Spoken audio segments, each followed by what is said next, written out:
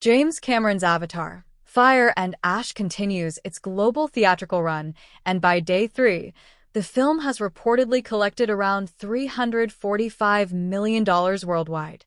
While this is a massive number by any standard, the figure has sparked debate because it is lower than the early box office performances of recent global blockbusters like Barbie and Zootopia 2. The comparison has led to mixed reactions among fans, critics, and industry analysts.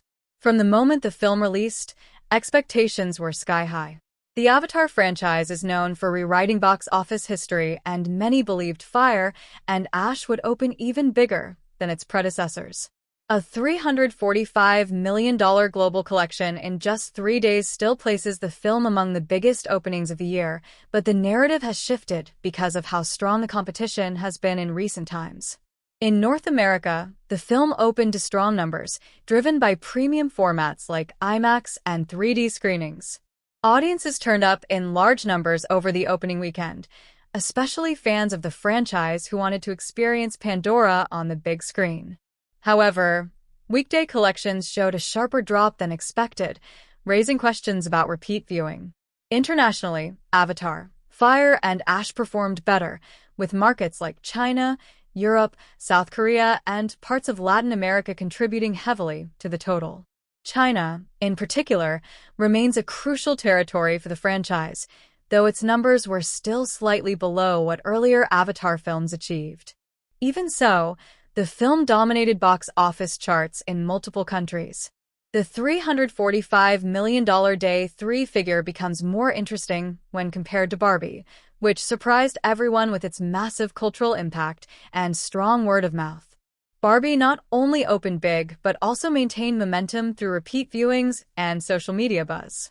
Similarly, Zootopia 2 benefited from family audiences, strong nostalgia, and universal appeal, giving it a broader reach across age groups.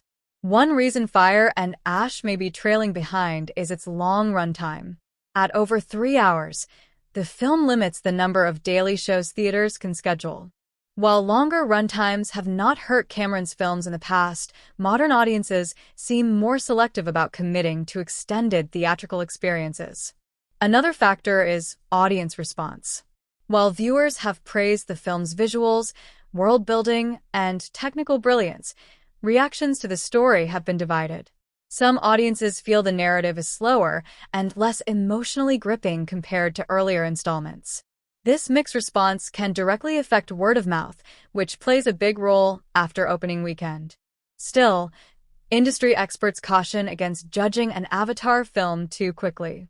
James Cameron's films are known for strong legs, meaning they perform steadily over several weeks rather than relying only on explosive openings.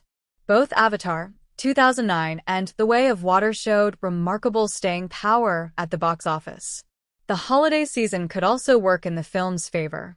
With school vacations and fewer major releases scheduled, Fire and Ash may see sustained footfalls in the coming weeks. Families, international tourists, and premium format audiences could help the film close the gap with its competitors over time.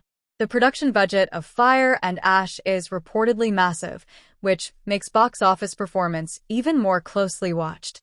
While $345 million in 3 days is impressive, the film will need to cross much higher milestones to be considered a clear financial triumph. Analysts are closely tracking how fast it approaches the $1 billion mark. James Cameron, however, remains confident. In past interviews, he has often dismissed early box office comparisons, stressing that his films are designed for long theatrical runs. According to industry insiders, Cameron and the studio are focusing more on week-to-week trends rather than just opening numbers. Social media reactions also present a mixed picture. Fans are sharing clips of the film's stunning visuals and action sequences, while others are debating whether the story matches the scale of the spectacle. This divided online conversation reflects in the box office performance so far.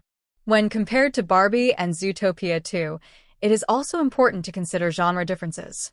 Animated films and pop culture-driven releases often attract repeat viewers more easily.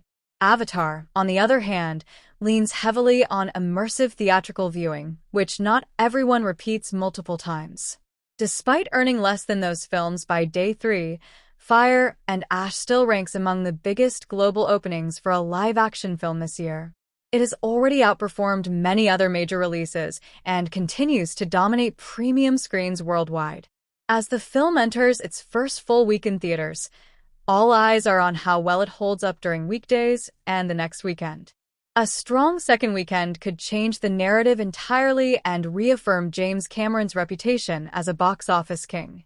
In the long run, the true test for Avatar, Fire and Ash will not be its day 3 total, but how consistently it performs over time.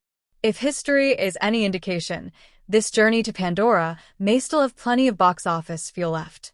For now, the $345 million worldwide collection tells a story of a powerful opening that has not yet reached its full potential.